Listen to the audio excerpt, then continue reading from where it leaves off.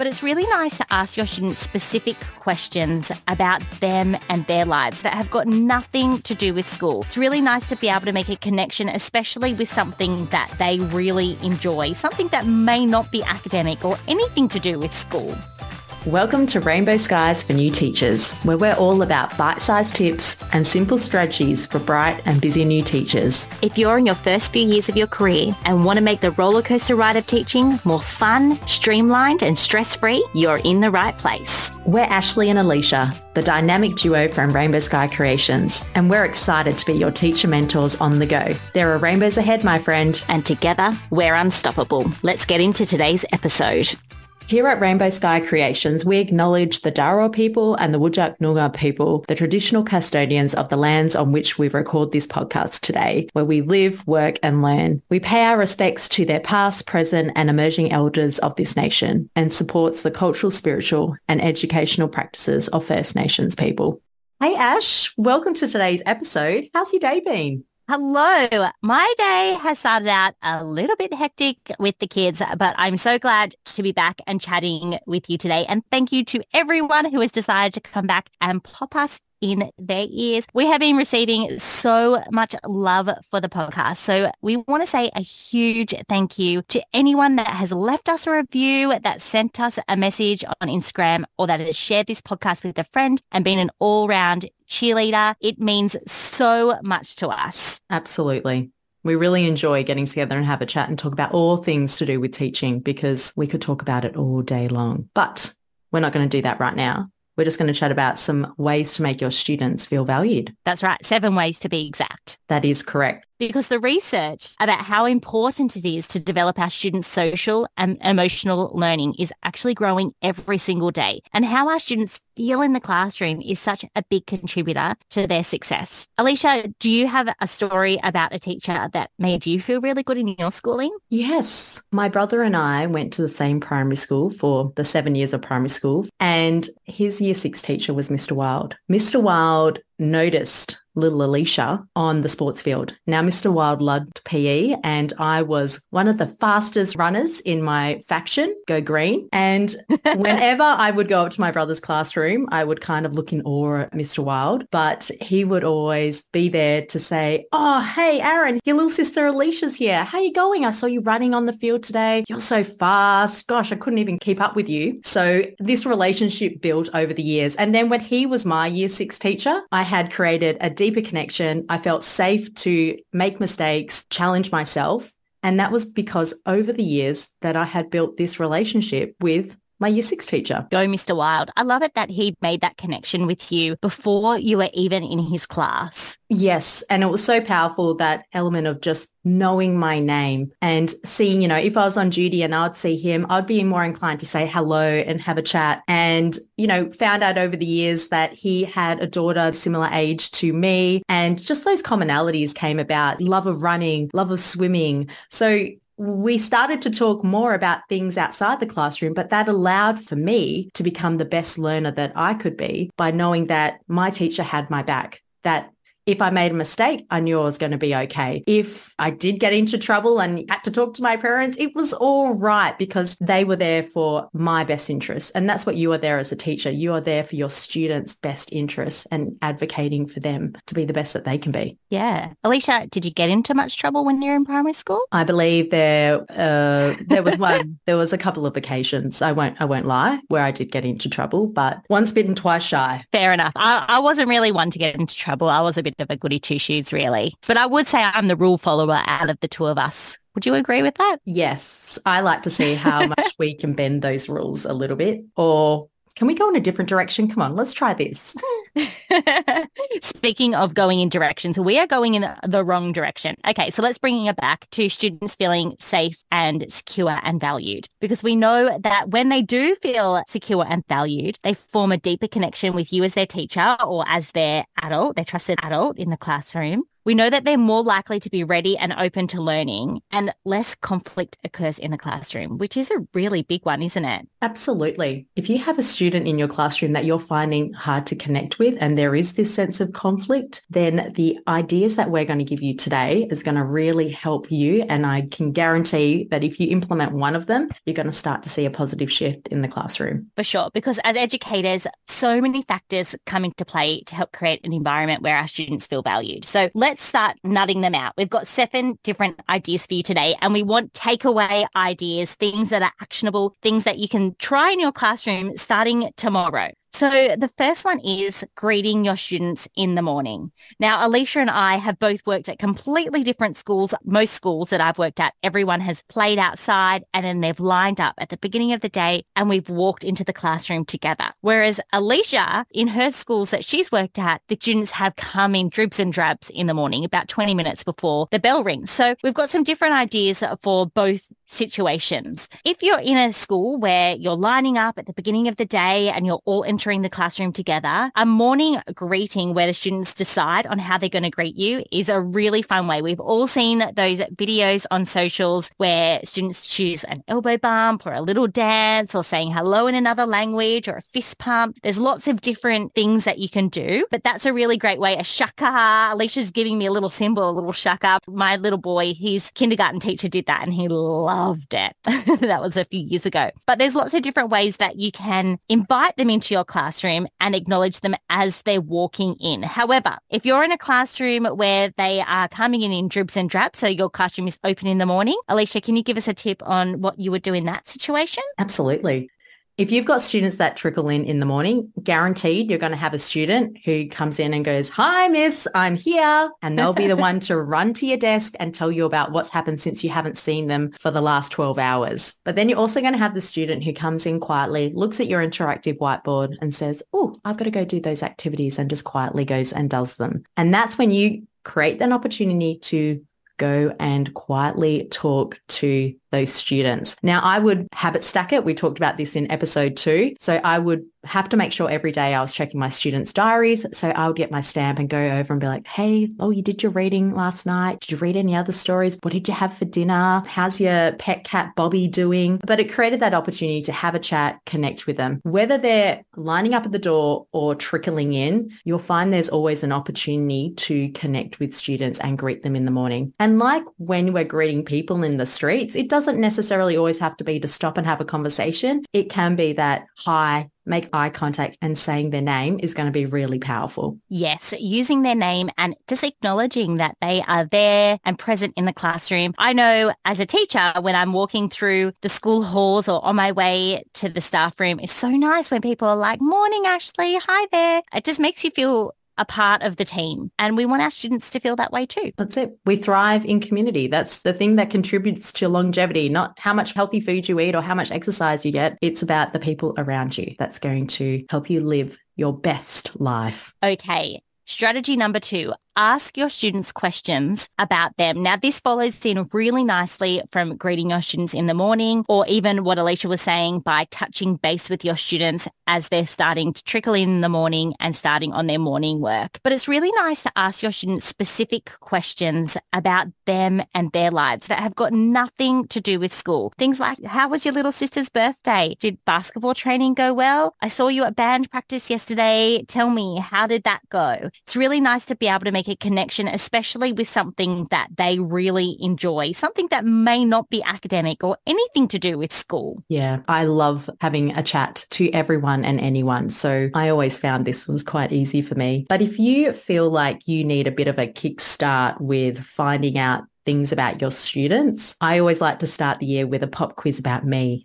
But it allowed me to share what my favorite foods were, what my favorite sports were. But I made sure I picked activities and questions that would allow for them to respond and them to make a connection and be like, "Oh, miss, I also love tacos," or "Oh, broccoli is the worst. Who would ever want to eat that?" But it created these conversation starters and you kind of shelve that information. And whenever I was doing literacy rotations and you had that small group activities, I would often find that the book that you're reading would lead lead to a deviation in the conversation, but you would find a bit more about them. So there is plenty of time in your classroom to find out about what's happening in your students' world beyond the classroom walls. Definitely. And sometimes it's just about asking them, because there's a whole handful of students in your class that won't be forthright with giving you that information. And those students probably just need that little bit of extra love and warming up as well. Not everyone likes to share everything. That's true. They just need to know that you are a trusted adult, and before you know it, they'll be starting to divulge and share information with you. I always like to use the quieter afternoon activities, or the ones that were less time precious in terms of your HASS, your technologies, art lessons. And when people are doing something and you're sitting side by side and not making that intense eye contact, it's easier to have a flow of conversation. And there was something that you love to do as well with this. For sure. I love it whenever I'm teaching art lessons or they're doing some sort of creative activity. Once I have the activity all set up, this is better in the older grades because it's younger grades. You can just imagine the mess that would happen. But I go and sit down in one of the students' seats and I do the activity at the same time. So I might be drawing or painting. And that also allows you to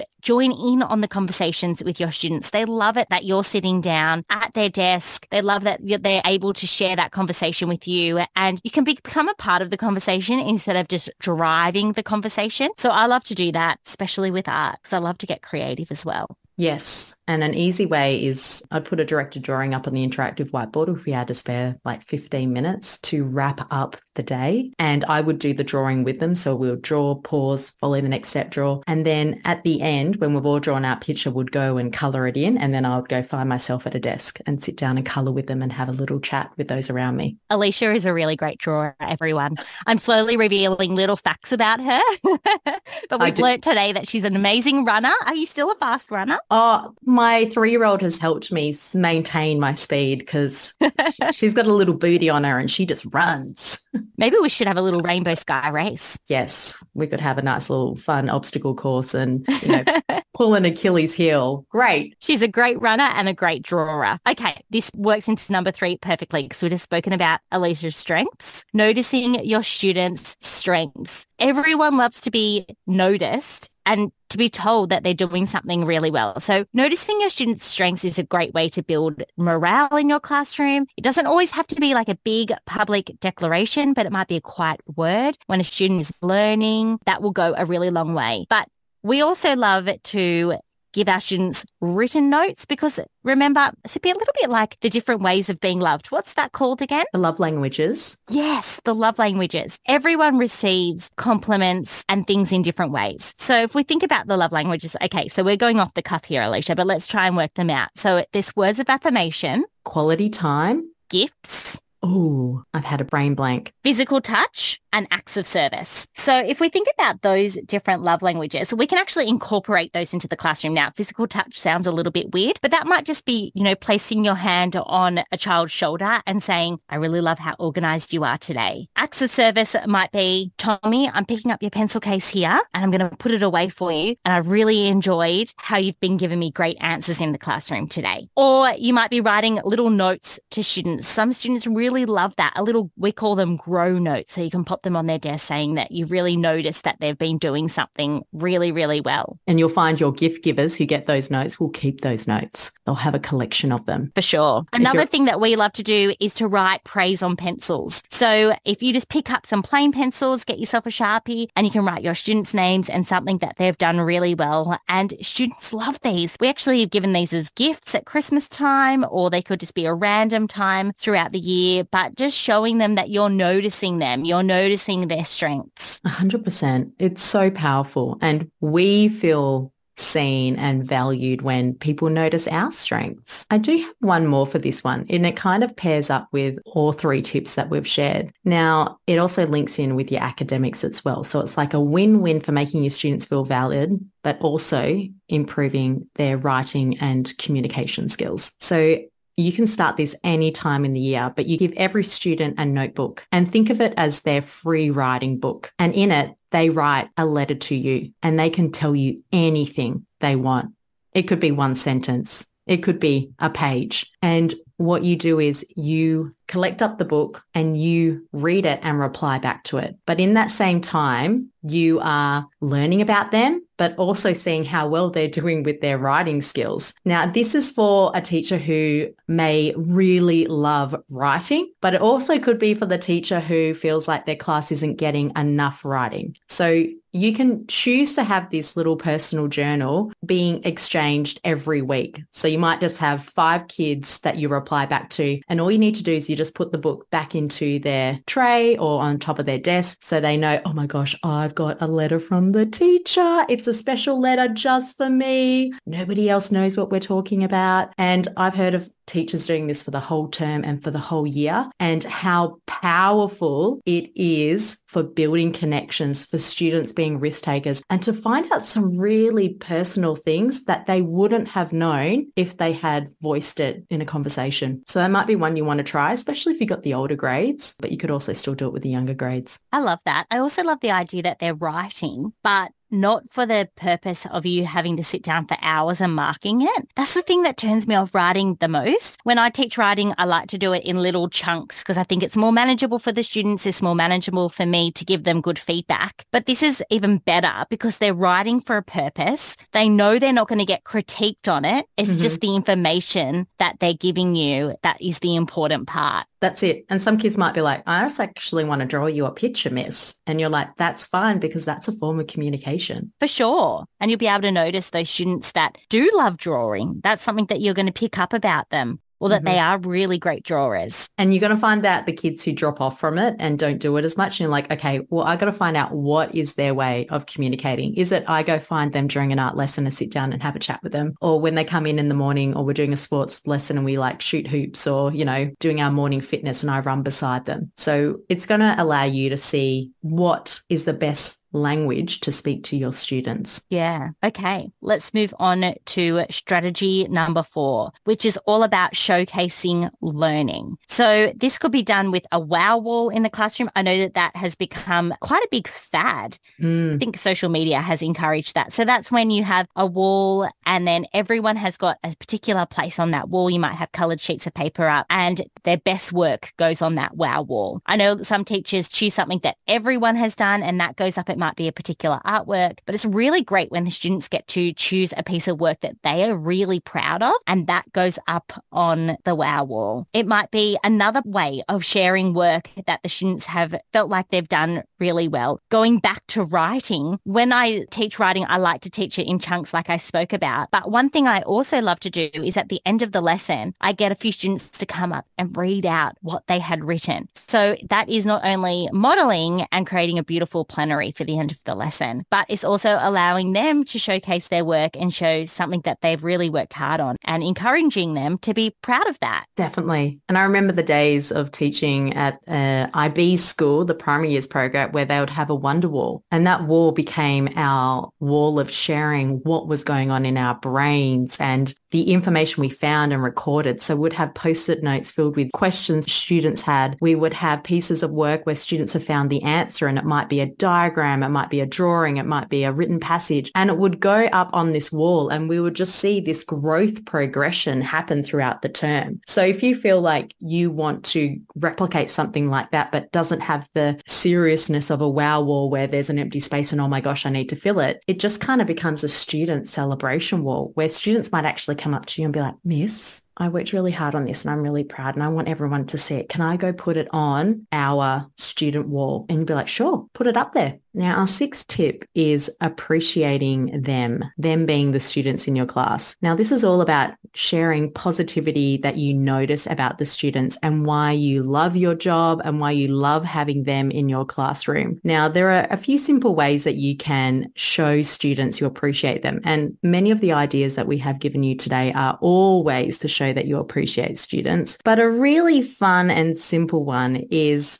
10 reasons why I love being your teacher. Now, you could set it up where it's a generic response for all your students, or you can set it up where you could create a generic list of ideas such as, I love the growth mindset you have. I love the wonderful stories that you're sharing. I love how you're proactive and you give hard things a try. So you could do that for the whole class, or if you want to go that extra mile, you could give some individual feedback to students of how you appreciate them and recognizing those strengths and recognizing those challenges they've had and how they've overcome them, or those interests that they have. So appreciating the students in your classroom doesn't have to be a big, hard thing to do. You'll find that you're doing it every day. But if you want a nice little way to encapsulate the awesomeness of the kids in your class, we've got a freebie for you that you can grab off our website, which we'll put in the show notes, and create a simple little list of 10 reasons why I love being your teacher. If you've got some of that amazing Kmart sticky tape or some old magnets at home, pop a bit of glue in it and the students can pop it on their fridge at home or somewhere special in their bedroom. And I guarantee that some students will still have them at the end of the year or years to come. Absolutely. It can actually even be a little Christmas gift. I know things are really hard at the moment with the cost of living, and you could create something like this as a little special Christmas gift for each of your students. You may even just want to get a little selfie with each of your students, pop it with this list, and that would be a really special little keepsake for them. I actually saw a teacher online a few days ago, actually, and she was creating some sort of little letters of appreciation for her students. And there was a comment saying, "How long did that take you? That would have taken ages, and teachers are so time poor." And she said, "Well, actually, I've just been working on them over the last few weeks. Every time I had a little bit of spare time, I'd sit down and do one or two." And that's definitely one way you could do it as well. Just pace yourself, or you could write one little letter to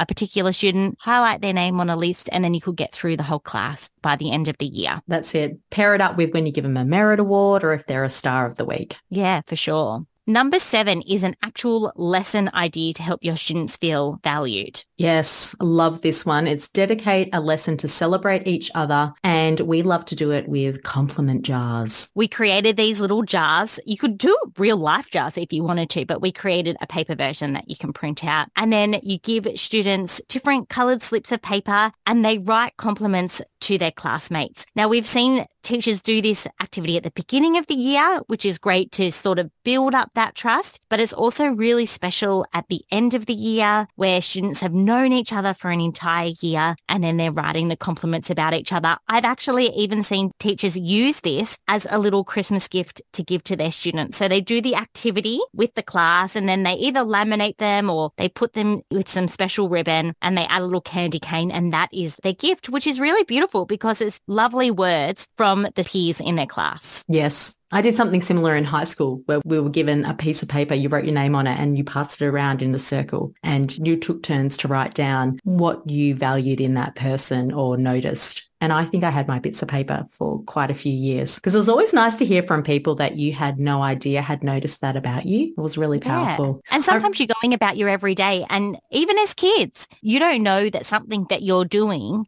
is making an impact. Because that's just you, right? Sometimes it's lovely to be recognized, or even just for somebody to point out something that you're doing that might just feel normal to you, but that's made them feel really special. That's correct. Okay, so number 7, yes, create a class tradition. Absolutely. A class tradition, a ritual where something special that you do, whether it's on a weekly basis, a term basis, but it's going to set you apart from the other teachers, which you kind of always want to be a little bit special yourself, but it's going to make something memorable for the students. And it's going to allow the pace of the classroom with all those academics and expectations for you to slow down and allow for everybody to connect and feel valued and to feel seen. So what might this look like? You could do a mindful Monday where you take time out to unwind at the end of the day. You might love reading a class novel or audiobook at the end of lunch or to wrap up the end of the day. I also love to do quizzes. So we would do a little pop quiz 3 times out of the week, which my students loved. Another one is you might have a little ritual where you create hot chocolates, or everyone comes into class and once a term you have a lunch in the classroom, or you put a movie on and you all chill out at the end of the day once a term. It can change with the class too, depending on what that they really enjoy I know some classes really love to go out and play games outside, but other classes really love directed drawing. So you could do something like that. A teacher that I worked with for many, many years, we just found out she recently passed away. So a wonderful, wonderful teacher, but we just found out, would get the students on their birthdays, and she never broke rules, this lady. And she would ask them to stand on the desk, and she would stand underneath them.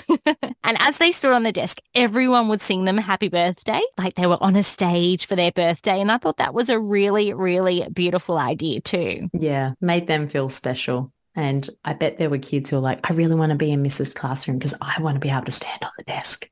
Yeah, well, we said to the children that had been in her class, is this true about the standing on the desk? And they were all like, oh, yeah, we loved it when she did that.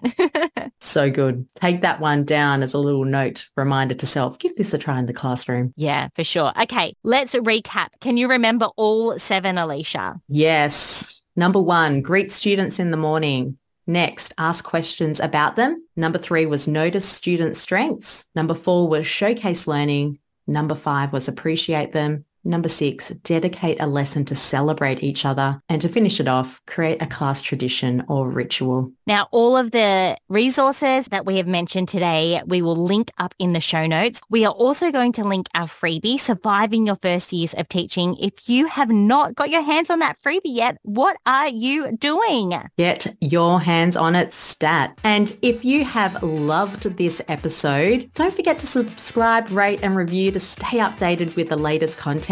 And you can always drop us a DM on the socials at Rainbow Sky Creations. We would love to hear from you, and share it with a friend. Tell your mum, tell your dog, tell your sister, tell your bestie.